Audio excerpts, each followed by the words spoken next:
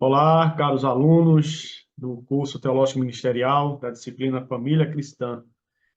Meus queridos, estamos aí na nossa quarta semana de aula e também a nossa primeira avaliação integradora, tá bom? Nossa primeira avaliação do semestre. Vamos orar antes de começar? Senhor nosso Deus e Pai, queremos te agradecer por essa hora, pelo privilégio que temos de nos aprofundar no tema tão importante, Senhor, da família cristã. Abençoa cada um dos meus irmãos, alunos do seminário, e rendemos graça por tudo, em nome de Jesus. Amém. Família cristã, vamos lá, pessoal, me permitam abrir para vocês aqui uma apresentação do PowerPoint, tá certo? Espero que todos estejam conseguindo visualizar essa apresentação. A nossa aula de hoje, ela vai girar em torno do tema o solteirismo, né? Casamento e o solteirismo. Casar ou não casar. É a quarta semana de aula com avaliação, tá bom? Vamos seguir. Meus irmãos, é interessante que a Escritura ela fala que não é bom que o homem esteja só, lá em Gênesis 2:18, e também o apóstolo Paulo, nas cartas aos Coríntios, capítulo 7, vai dizer que é bom que o homem permanecesse só, não é verdade? E aí a gente se pergunta, qual é a melhor opção? Estar casado ou estar solteiro? A Escritura, ela abre precedentes para as duas condições do ser humano, duas condições humanas, né?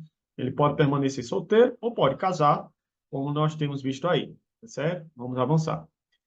Eu trouxe essa charge aí, esse desenho, para provocar vocês um pouquinho. Diz assim: eu não sou os outros, então não espere que eu pense ou que eu faça só porque os outros fazem. Isso pode ser aplicado em qualquer situação da vida, mas eu queria aplicar aqui a situação do solteiro. Existe casos, irmãos, que certas igrejas, certas instituições, grupos, elas pressionam aquele irmão, aquela irmãzinha que não quer casar, que se sente bem solteira. Mas, muitas das vezes, a coletividade quer estabelecer uma uniformidade de pensamento, que não é a vontade de Deus, né? Então, haverá casos onde haverá aquela pessoa que vai destoar sobre certas aptidões, práticas, né, que é lícita e ela pode assim fazê-lo, né, que é o caso do solteiro. Então, existe essa pressão para que o solteiro case, que vai namorar com ele, que vai ser sua esposa. E muitas das vezes, irmão, ele não se encaixa nesse chamado, nesse modelo de namoro, né, de noivado e casamento. Ele não se sente chamado para isso, tá bom? Não é a área dele, tá bom? Então, eu queria aplicar isso aí para vocês hoje, para vocês pensarem. Nem todo mundo está, né, apto para o casamento. E aqui nós temos, então, quais são, né? Quais são. Porque a Escritura fala, né? A Escritura fala sobre a vida do solteiro na Bíblia. O que a Bíblia fala sobre a vida do solteiro? A Escritura tem alguma coisa a dizer sobre isso? Tem e muito, né? Começamos pelo Antigo Testamento. A Escritura revela muitos homens de Deus que se mantiveram solteiros por todo o seu ministério, todo o seu chamado no Antigo Testamento. Nós temos aí o próprio Elias, né? Elias, a gente não tem relato, narrativas no Velho Testamento, no Antigo Testamento, que o Elias era casado. Então, provavelmente, Elias não era casado. Um dos grandes profetas da Antiga Aliança, que combateu ali duramente Israel na sua idolatria, né? Na sua corrupção espiritual. Temos Eliseu, que o sucedeu também, aquele famoso profeta, né, que recebeu a porção dobrada do Elias, né, do Espírito Santo, do Espírito de Deus sobre ele, e até os ossos de Eliseu curou pessoas, né, ressuscitou mortos. E mais também fala que Eliseu não contraiu casamento, pelo menos não está revelado na escritura do Antigo Testamento, tem do Novo, que o Eliseu era casado. Nós temos também outro profeta muito famoso, o profeta Jeremias, né? O profeta Jeremias, até profetizado para Jeremias, Deus orientou Jeremias que não casasse, não criasse e gerasse filhos para si. Provavelmente por causa do contexto que Jeremias vivia, que era o contexto do exílio, o contexto de escravidão, de perseguição de forças estrangeiras contra o seu povo. E temos também Daniel. Não há relato que o profeta Daniel ele contraiu casamento no Antigo Testamento. Não temos nada que comunique isso, que ele era casado. E Daniel era casado, né? E é interessante que Daniel, como seus amigos, eles são recepcionados na corte babilônica pelo líder dos eunucos, né? O Aspenaz. Então, parece que tudo indica que o Daniel também, ele não era casado. Já pensou? Então, nós temos aí inúmeros exemplos de homens de Deus, homens santos, homens que viveram experiências tremendas com Deus, né? Que falaram até do fim, como Daniel, né? Jeremias também profetizou questões relativas a Israel, aí a visões escatológicas esses homens, mas esses homens, tudo indica que eles não contraíram núpcia, né? Não estabeleceram aliança conjugal, pacto conjugal. Então, nós temos, sim, inúmeros outros relatos do Antigo Testamento também, de outros profetas, homens de Deus, que não casaram. Aqui é somente alguns para vocês pensarem, tá bom? Já também temos as Escrituras falando sobre o solteiro no Novo Testamento. Nós temos, por exemplo, o solteiro no Antigo Testamento, né? O que é que a Escritura fala, o que é que a Escritura diz sobre o solteiro no Antigo Testamento? Primeiro, a Escritura vai dizer que o estado de solteirice, Paulo chama de dom. Paulo vai dizer que é um dom. Eu queria que vocês abrissem suas Bíblias aí comigo, para acompanhar comigo a leitura.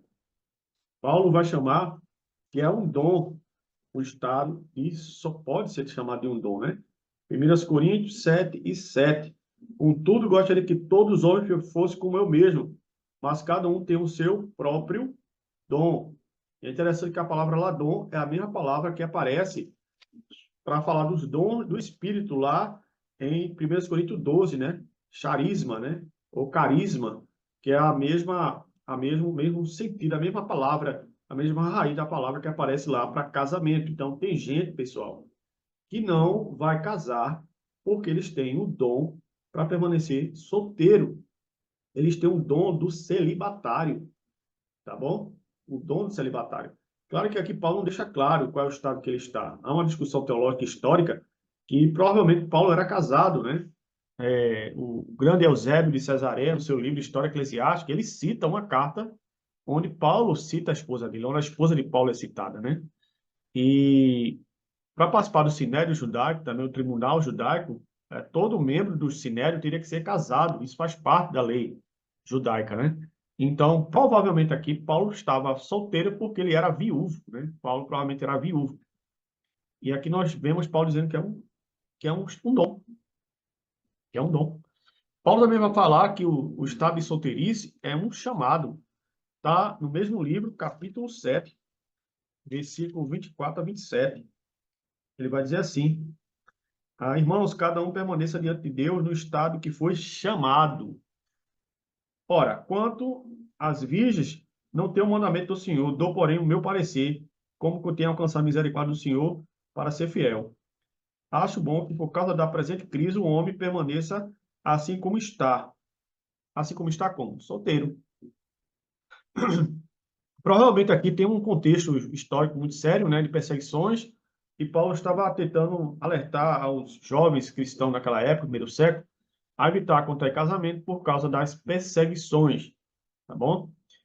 Então, Paulo chama de dom e também fala de chamado, de vocação. E é interessante que não temos apenas o apóstolo Paulo falando sobre o estado de solteirice, né? Jesus vai falar também desse estado que ele é relacionado aos eunucos. Jesus cita 3 casos de solteirice, ou 3 casos de eunuco. Lá no Evangelho de São Mateus, capítulo 19, é interessante que Jesus está falando no contexto de casamento, né? Vocês devem lembrar que o capítulo 19 de Mateus é o capítulo da cláusula de exceção do divórcio. Ele vai dizer lá no versículo 12.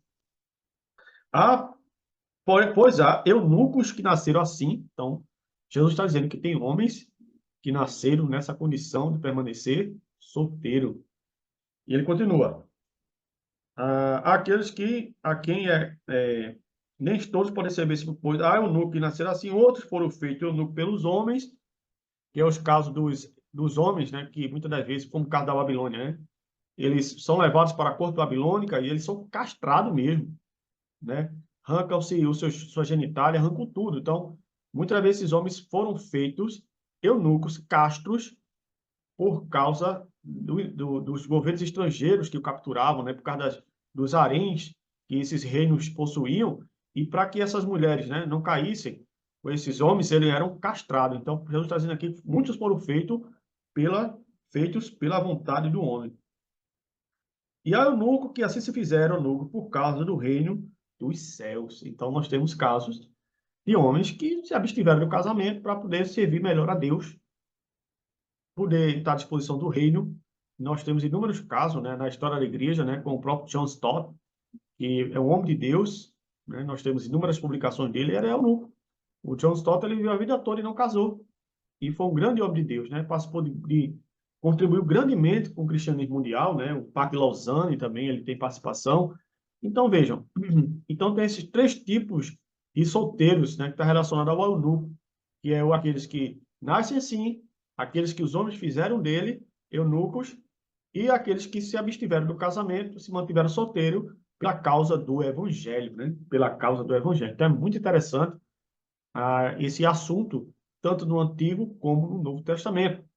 Me parece que hoje está tendo novamente uma ascensão desse tema e até mesmo de uma aceitação desse tema em muitos contextos no Ocidente e no mundo afora, de que muitos entendem que não precisam necessariamente casar para se realizar como pessoa, como profissional, como cristão, e estão aderindo ao solteirismo mesmo, ao solteirismo, tá bom? E aí surge uma provocação para vocês, né? Mais uma provocação para vocês.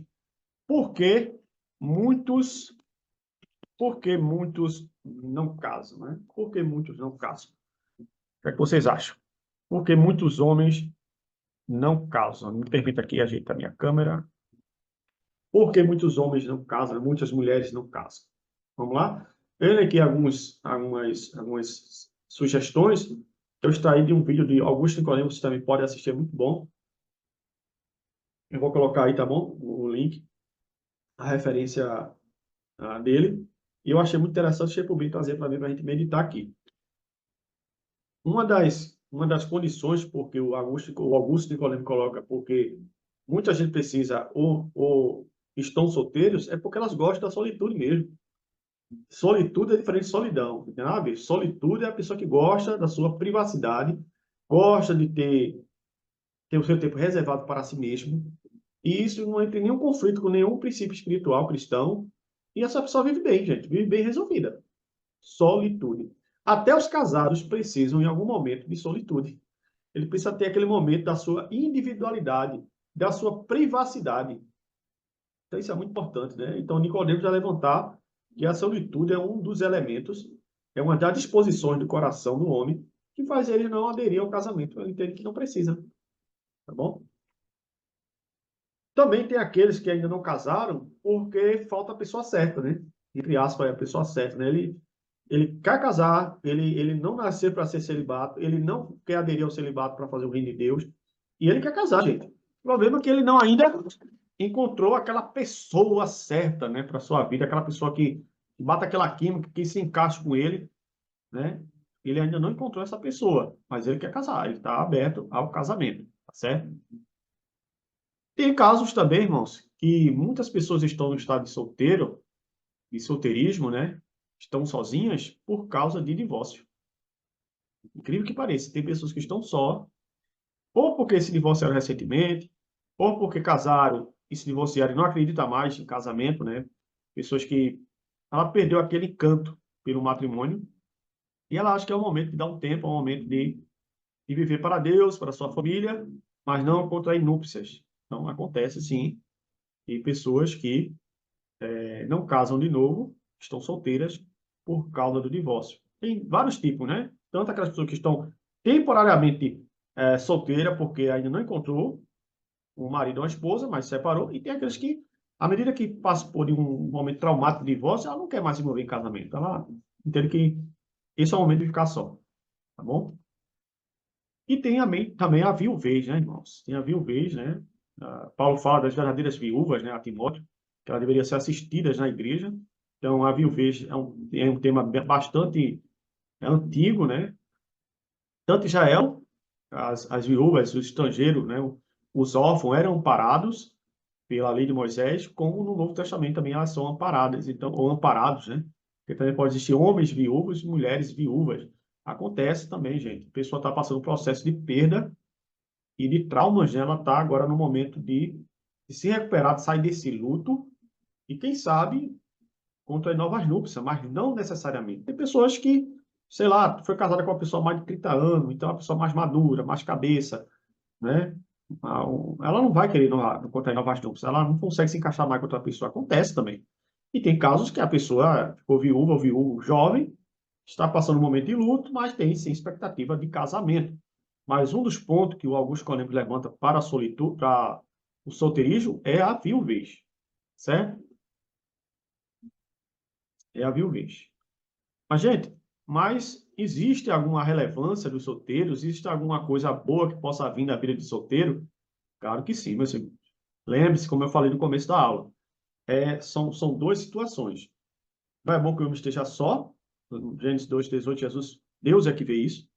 E depois Paulo fala que é bom que eu esteja no estado de solteiro. Então, as duas coisas não são antagônicas, não estão entrando em crise. Ali nós temos no jardim o padrão de Deus, que é a família, o casamento. E nós temos Paulo falando em situações excepcionais, né? Situações no contexto histórico de Corinto, no primeiro século, a igreja estava em perseguição. Então, Paulo estava querendo aconselhar os cristãos, jovens, moços e rapazes, a não contrair casamento naquela situação. Então, os dois estados são louváveis, são aceitáveis diante de Deus, certo? Então, assim, pode vir alguma coisa boa, sim, da vida de solteiro. Eu queria elencar alguns para vocês. Primeiro, tempo e energia, né? O solteiro, gente, nós que fomos solteiros, vocês que estão assistindo essa aula, quem ainda é solteiro, que estão noivos, né, namorando, enfim, vocês sabem que o solteiro ele tem mais tempo e ele tem energia para servir a Deus. Então, ele tem mais condições de estar em mais programações da igreja, ele assumir os compromissos, afins, ele pode fazer uma faculdade sem estar muito preocupado com outras demandas que envolvem casamento e família. Então, geralmente, solteiro, o tempo, a agenda é só dele. Ele não tem preocupação tanto com a demanda do casamento como nós temos que somos casados, tá bom? Então, ele tem aí, gente, essa qualidade com o tempo e com a sua energia. Dada a fala do tempo e da energia, isso também vai gerar uma outra relevância para ele, uma outra importância, outra qualidade de ser solteiro, que é a flexibilidade. Ele tem flexibilidade. Ele pode, eu não vou estudar hoje, vou estudar à noite. Eu não vou dormir mais tarde, acordar mais cedo. Então, ele tem essa flexibilidade quando ele é solteiro. Ele pode negociar isso com sua família, que o sustenta. Né? É flexível. Casado, não. Casado não tem essa estrutura tão flexível. Né? Ele é casado, ele tem família, tem filhos, se for com filhos. Ele presta conta à esposa, a esposa presta conta a ele. Ele tem horário de chegar, de sair. O solteiro também, mas você percebe que o casado tem um outro regime, né? Ele vive sobre outro regime de realidade, né? O solteiro também tem uma qualidade muito boa, ele pode ser relevante, sim, para a igreja, porque ele tem condições de assumir mais responsabilidades, não é verdade? É como Paulo vai dizer, né? O solteiro, ele tem tempo de dedicar ao Senhor. O tempo dele não é dividido. Paulo chama a dizer que o homem casado é um homem dividido entre agradar a Deus e agradar a sua esposa. E o solteiro não. Ele pode e deve investir mais tempo em assumir responsabilidade na casa do Senhor, no reino de Deus, sei lá, viagem missionária, assumir algum ministério na igreja local, pregações para jovens, acampamento. Então, esse solteiro, ele tem condições de assumir mais prerrogativa na igreja. Porque ele não tem ainda o chamado para o casamento, ele ainda não está envolto em casamento. Então, ele tem aí mais condições de assumir mais responsabilidade. O solteiro também tem, mas o casado ainda mais. Não é verdade? E aqui tem uma fala do John Piper, né, no casamento temporário dele, muito bom, recomendo que vocês leiam. Ele tem uma fala, gente, para os solteiros. Ele está nos seus capítulos do seu livro, ele está a teologia do solteirismo, né? Da vida de solteiro. E é muito joia, porque o John Piper vai citar Isaías 56, 4 a 5, que é uma promessa escatológica para os solteiros, né?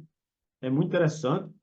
E é uma outra, gente, uma outra relevância, uma outra qualidade daqueles que permanecem solteiros no reino de Deus. Eles também vão colher frutos eternos dos seus serviços. É o que vai dizer John Piper, assim, Deus prometeu bênçãos, abençoar os eunucos obedientes com bênçãos melhores que filhos e filhas. O que quer dizer? Dizer o quê? Ó, o solteiro também, gente, pode e vai herdar riquezas que vai além do casamento e da prole. Por inferência, Deus promete àqueles que permanecem solteiros em Cristo bênçãos superiores a bênçãos do casamento e dos filhos. Então, é verdade. Isso é uma citação de Isaías 56, 4 a 5. É uma promessa escatológica para o futuro que Deus está dando aí a Israel, e que também pode ser aplicado à igreja. Então, gente, a vida de solteiro é uma vida também, é uma vida frutífera, para prestar serviço ao Senhor e ser abençoado por esses frutos, e isso ser registrado na eternidade. É muito importante essa fala do John Piper, tá bom? Além das relevâncias e das qualidades, da importância de ter os solteiros, assim como os casados, os solteiros também não deixam de ter desafios, né, gente? A vida cristã como um todo, seja de casado, solteiro, viúva, ela é sempre um desafio. Mas ser cristão é um desafio. E para o solteiro não é diferente. O primeiro desafio para o solteiro é a solidão, né? O solteiro aí ele vai ter que ter muito cuidado com a solidão, não solitude, a solidão. A solidão é o estado da alma onde a pessoa ela perde as motivações da vida, ela se enclausura, não é verdade? Ela vai perdendo a visão positiva que Deus estabelece na sua palavra sobre a vida, sobre o seu reino, e ela começa a se enclausurar em si mesma, né? Então, a solidão, que é um dos maiores males dos séculos, né? Então, ele tem que ter cuidado com a solidão. Um outro grande desafio para o solteiro, gente, é a abstinência sexual. Lembre-se, solteiro não é homossexual. Solteiro é um homem normal. Ele tem os hormônios dele, a testosterona, tem tudo. O organismo dele normal que Deus criou, entendeu? Ele está vendo as coisas, gente, ele não é cego. Então, ele é sujeito a ser abalado ah, por esse mundo e aquilo que os olhos veem, né? Pela atração sexual, pela cobiça, né? Não é? Então, assim, ele tem esse desafio. Ele precisa realmente ponderar se de fato é isso mesmo que Deus chamou ele para ser, um celibatário. Porque não adianta ele dizer, não, eu sou solteiro, mas esse rapaz ele está com problemas na igreja, porque ele está pecando com seus olhos. Ele está pecando no seu coração, ele está cobiçando, está desejando. Não será mesmo que esse jovem foi chamado mesmo por solteirismo? Quer dizer que é preciso rever isso, é preciso ter muito cuidado com isso, né? Cada um de nós precisamos examinar o nosso coração. E vocês que são líderes, que estão fazendo esse curso teológico ministerial com ênfase pastoral, vocês precisam, à medida que os jovens se aproximam de vocês, vocês têm esse tato, essa sensibilidade, quando esse jovem vier com esse discurso para vocês. Não, pastor, não, irmão fulano Beltrano, irmã fulana Beltrana. Eu acho que Deus me chamou para ficar solteiro. É possível? É. Agora, se amanhã aparecer sinais que esse solteirismo não é bem solteirismo, então é o que Paulo orienta, né? 1 Coríntios 7. Se está ardendo de paixão, é melhor casar. É melhor arrumar uma namorada, noivar, casar. Porque muitos irmãos não foram chamados para ser solteiros, gente. E nem todos foram chamados para ser casados. Entende? Então ele tem essa luta aí. Como os casados também têm essa luta contra a pureza sexual. Ele precisa ver satisfeito, gente, né? Se de fato ele é um solteiro, se Deus chama ele para um eunuco, para um celibatário, ele vai precisar buscar em Deus a satisfação, o contentamento. Porque não adianta ele ser solteiro e viver reclamando, não adianta ele ser solteiro e viver blasfemando, não adianta ele ser solteiro e estar em crise, não adianta. Eles têm que estar satisfeitos e pleno com Deus e consigo mesmo. E viver a sua caminhada cristã, solteiro. Mas nada impede ele casar. Mas se de fato ele for chamado e tiver a vocação para o celibatário, ele vai precisar ter cuidado com essas demandas, com esses desafios. Solidão, a abstinência sexual, a cobiça e o viver satisfeito. Isso também se aplica a gente, tá, gente? Casados. Mas como o tema é sobre solteiros, os solteiros ele tem uma demanda também muito forte, né? E tem que lidar com essas áreas aí, tá bom? Desafio dos solteiros. E aí eu queria trazer para vocês, para a gente encerrar essa aula, né? Essa aula panorâmica, é que você tome nota de algumas coisas muito importantes quando nós falamos sobre esse tema, gente, sobre o jovem solteiro na igreja, a moça solteira, o homem maduro solteiro, a senhora solteira. Então a gente precisa ter muito cuidado, tá bom? Aí eu queria que você tomasse nota disso aí. Pode ser útil para você amanhã, para aconselhar algum jovem na igreja, algum irmão, alguma irmã, tá bom? Primeiro, não faça comparações. Cuidado com comparações. né? Fulano é casado, né? Fulano é casado, meu irmão vai ficar no caritó, né? Que é um termo que nós usamos aqui no Nordeste para falar daquele irmão, a irmã que está encalhada. Gente, tenha cuidado com comparações, porque você pode estar falando com alguém que Deus chamou para permanecer solteiro. E aquelas brincadeiras podem soar de forma pejorativa, maldosa, tá entendendo? Com quem fulano vai casar. Gente, e se fulano não quiser casar? Acontece. Quando está realizado, está satisfeito, ela consegue lidar com os pecados à sua volta, ela está vivendo para a glória de Deus, gente. Melhor do que muito homem casado, moço, mulher casada. Então, cuidado com comparações. Cuidado. Quer ficar solteiro? Não namore. Então, irmãos, se tem irmãos que Deus chamou para permanecer solteiro, então não iluda nenhuma moça com promessa de casamento, se você, no final das contas, não vai casar. Porque muitas das vezes os jovens na igreja assumem o namoro para prestar conta a alguém que estão com essas brincadeiras e comparações, e ele fica desesperado, porque precisa prestar conta ao gueto dele, ao grupinho dele, aos irmãos da igreja, à liderança, e ele acaba se envolvendo com a moça, mas no fundo do coração dele ele sabe que não vai casar com aquela moça nunca. Mas veja, ele está pecando, ele está defraudando a irmã, ele está trazendo uma expectativa falsa sobre ela. Entende? Expectativa falsa. Então, ele tanto está defraudando a irmã, como está iludindo a irmã, e o tempo está passando e a irmã está presa a ele. Para amanhã, depois de 2, 3 anos, com a coisa consolidada, o coração dela preso a ele chegar e dizer, não, eu namorei contigo, mas não é para casar, não. Tá errado, irmão. Tá errado, meus irmãos. Então, quer ficar solteiro, então não iluda nenhuma moça da igreja para namorar, para noivar nem casar. Não faça isso. Permaneça solteiro, seja honesto, verdadeiro. A gente precisa ter cuidado com o temor de homens. Temor de homens é um pecado muito sério, tá bom? Avalie bem se vale a pena casar, tá bom? Então tem aí a primeira nota, né? Fazer comparações. A segunda é estar solteiro e não namorar. E a terceira é se vale a pena realmente casar. Tá bom, gente? Casamento é um compromisso, deveria ser para a vida toda. E casamento, vocês sabem, nem sempre teremos ônus. Nem sempre teremos bônus, sempre haverá ônus também. Casamento é uma arte, é um desafio dado por Deus aos seus filhos, mas que nem todos foram chamados para casamento. Então, avalie bem se vale a pena casar. Tá bom? Frente a tudo que nós já estudamos, né, a relevância de ser solteira, a importância de estar solteiro, tá bom? Precisa pensar nisso. E depois que tiver casado, não busque viver como solteiro. Então, o contrário também é verdadeiro. Tem jovens que avalia bem, não casa. Então, rapaz, eu acho que casamento não é para mim, não. Muita responsabilidade. Vou dividir meu tempo, vou perder minha liberdade, minha privacidade. Vou deixar de servir a Deus em várias frentes. Tudo bem. Mas avalie bem se é isso que Deus está colocando no seu coração e é isso para você fazer. Depois que tiver casado, não diga que é para ver como solteiro. Não. Você casou. Você sabe o que estava fazendo. Então, se casou, você não vai ter mais essa liberdade toda que você acha que você tinha quando era solteiro. Não, você agora tem uma esposa, tem que prestar contas, tem hora para chegar, hora para sair, tá bom? Se for um marido, é o líder da casa, tem que ter sustentar a família. Se for a esposa, tem que se submeter ao marido, né? Enfim, gente, envolve compromissos, dedicação, entendeu? E responsabilidade. Precisa se avaliar isso aí. Porque tem muitos homens que depois que casa, ele enlouquece e acha que não, eu vou chegar a hora que eu quiser, voltar aqui. Não, minha gente. Casado, casado, solteiro, solteiro. Solteiro ele tem que prestar conta a alguém quanto mal casado. Então, depois que casou, não queira viver, não busque viver como solteiro. Você casou. Você devia ter pensado antes de casar e não depois que casou, tá bom? Ah, pastor, mas foi um erro.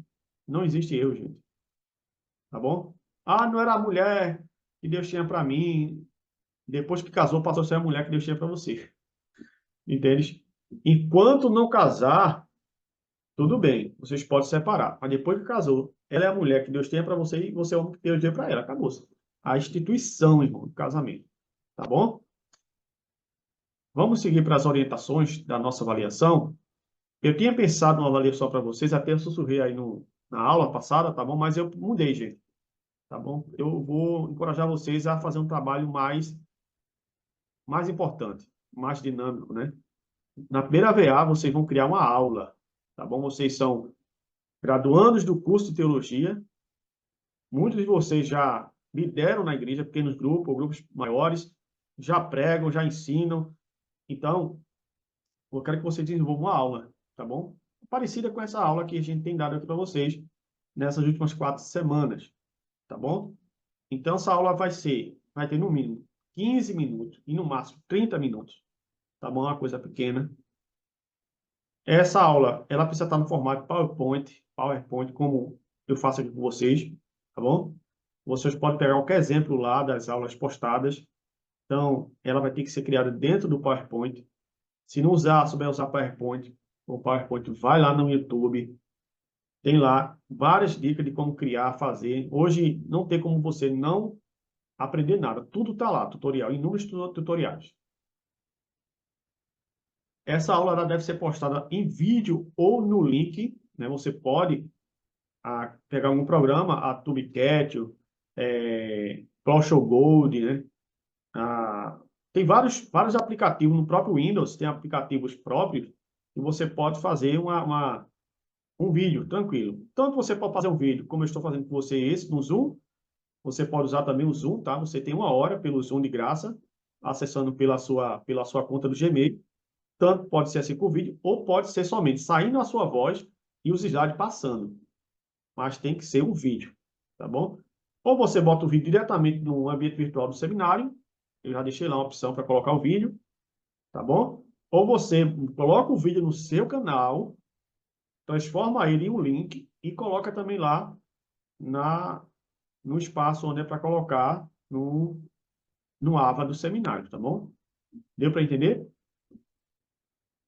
Pode ser tanto só áudio, imagem, ou pode ser áudio, imagem e vídeo. Vocês que sabem, tá bom? Vocês que sabem. Agora que faça uma coisa, gente, qualidade, tá? Um audiovisual legal, que a voz saia perfeita, não saia com ruídos, né? Eu preciso entender o que vocês estão propondo, certo? E aqui nós temos inúmeros temas que eu estou propondo para vocês. Nenhum desse tema eu vou tratar nas 4 aulas que virão pela frente. Eu vou tocar somente um pouquinho pureza, mas eu não vou desdobrar, não vou aprofundar-me como eu quero que vocês o façam aqui. Então, vocês podem escolher viuvez, aborto, perdas e lutos, depressão, ansiedade, autoestima, velhice, adoção, pureza sexual no casamento, é um tema só, tá bom? Que envolve masturbação, pornografia e infidelidade virtual. Se você não quiser tratar dos 3, trate só de um, né? Pureza sexual no casamento, vou tratar só sobre masturbação, só sobre pornografia, só sobre infidelidade virtual, que hoje tem alta, né? Os problemas da infidelidade ligada a redes sociais, as plataformas virtuais, ok? Doenças terminais, prioridades e administração do tempo. Todos esses temas, eles precisam dialogar com a família, precisa dialogar com o casamento. Ele não pode ser um tema desenvolvido para apenas uma pessoa, ele tem que ser desenvolvido para a esfera familiar, tá certo? Para a esfera familiar. Você vai tratar, por exemplo, sobre depressão, e você não vai discorrer sobre depressão somente dentro de uma perspectiva individualista, não. Como é que a depressão afeta a família? Como a família pode ajudar? E aí você vai desenvolver os argumentos dentro de uma conjuntura familiar e também religiosa, se quiser, dentro da igreja. Mas tem que tratar esses temas com viés de família, certo? E aí nós temos, gente, uma coisa muito importante. Vocês precisam se formar lá no AVA, lá no Índice Land do seminário, o tema escolhido por vocês. E não pode ser repetido. Então, um aluno não pode ter um tema viuvez e o outro ter o mesmo tema viuvez. Não. Um vai escolher viuvez, outro vai escolher aborto, outro vai escolher prioridade, porque eu vou estar lá atento ao que vocês escolherem. Quem escolher primeiro, ficará com aquilo que escolheu. Tá bom? Mas, gente, são temas extremamente ricos. O que tem de vídeo, de artigo na internet, gente séria falando sobre cada tema desse. Gente, é muita coisa, certo? Tem muita coisa lá, tá bom? E uma outra coisa importante, eu estou disponibilizando para vocês, lá no AVA, um link que é o apoio de material didático. Lá, gente, tem tem todos esses assuntos e muitos outros, tá? Então, vocês podem ir lá consultar, tá bom? Qualquer dúvida, estou à disposição de vocês no WhatsApp. Pode falar também aí no AVA do seminário, tem lá a opção de dúvidas. Mas, gente, tem lá muito assunto. Mas lembre-se, vocês têm que escolher um desses aí. Outra coisa importante, não pode ser um tema que fuja desses. Ah, não, quero falar sobre a bioética na família. Não. Os temas que vai ser tratado é um desses aqui, tá bom? É um desses aqui. Quais são as exigências para vocês desenvolverem essa aula, esse conteúdo? O que é que tem que conter nos slides? Primeiro, vocês têm que criar um sumário, uma introdução, né, gente? E aí o desenvolvimento é o conteúdo e, no fim, a conclusão, com referências, as referências, né, vocês vão colocar lá, tá bom? Aí tem que ter, nesse desenvolvimento, a fundamentação bíblico-teológica. Então, não tem como tratar nenhum tema desse no seminário de teologia, no curso de graduação em teologia, sem que vocês se apeguem às escrituras, se apeguem à teologia. Necessariamente precisa ter fundamentos bíblico-teológicos, tá bom? Tenham cuidado com as referências bíblicas teológicas para que, de fato, sejam coerente e coeso com o que vocês estão propondo, tá bom? Não lance o texto lá bíblico lá só por lançar, porque eu vou conferir se aquele texto bíblico está dentro do contexto maior, se é aquilo mesmo que o autor quer comunicar. Correntes teológicas, vocês podem sim, devem recorrer a outras opiniões teológicas, seja do passado, seja do presente. Tá bom? Lembra que quando nós estamos na aula sobre divórcio, eu trouxe lá para vocês a escola de Hillel, de Shammai, a opinião de um, teólogo de outro. Então, gente, tragam opiniões de outros eruditos. Tá bom? Fiquem à vontade. Atualidades. É muito importante se vocês conseguirem trazer isso, porque isso dá um respaldo ao trabalho de vocês, né? Estatística, né? Estudo de outras pessoas, que necessariamente é obrigado a ser cristão, pode ser especialista nas áreas, né? Reportagem, né? De gente séria que fala sobre o tema, tá bom? Fiquem à vontade. Cite essa referência, pessoal. Olha, não existe nada novo debaixo do sol. Tudo que eu falo, você fala, alguém falou primeiro. Não existe mais nada inédito nesse mundo, tá certo? Então, se vocês forem fazer o trabalho, tenham cuidado de colocar lá embaixo do slide a nota de rodapé, tá bom? E no final também do slide, todas as referências. Vocês podem optar. Ou botam, ou colocam tudo abaixo de cada slide, ou podem colocar tudo no final. Eu sugiro que vocês façam os dois. Coloquem embaixo e no final, tá certo? Porque também esse é o objeto que eu vou conferir se de fato essas referências existem, porque, gente, isso passa também pela honestidade acadêmica, né? A gente precisa ter cuidado com isso, tá certo? A gente não escreve as coisas mais hoje achando que é só nossa, né? Alguém já citou, você já leu em algum lugar, já ouviu em algum streaming, então tem que citar, tá bom? Isso enriquece o trabalho acadêmico, se fortalece vocês, tá bom? No que vocês estão fazendo, certo? E aí vem o prazo. O prazo para essa avaliação começa hoje e vai até a próxima segunda-feira, gente. A gente tem uma semana aí para desenvolver esse trabalho às 23h59 da noite. Não haverá prorrogação de prazo, tá certo? Então, vocês têm de hoje até segunda-feira que vem para postar essa aula aí, essa prova, certo? Qualquer dúvida, qualquer dificuldade, tá bom? Vocês podem me contactar, como eu falei, pelo WhatsApp, ou mesmo deixar a sua dúvida lá no Ava, que eu vou estar abrindo todos os dias que vocês estão desenvolvendo seus trabalhos, tá bom? Deixa eu orar para vocês. Senhor nosso Deus e Pai, queremos te agradecer pela vida de cada aluno do nosso seminário.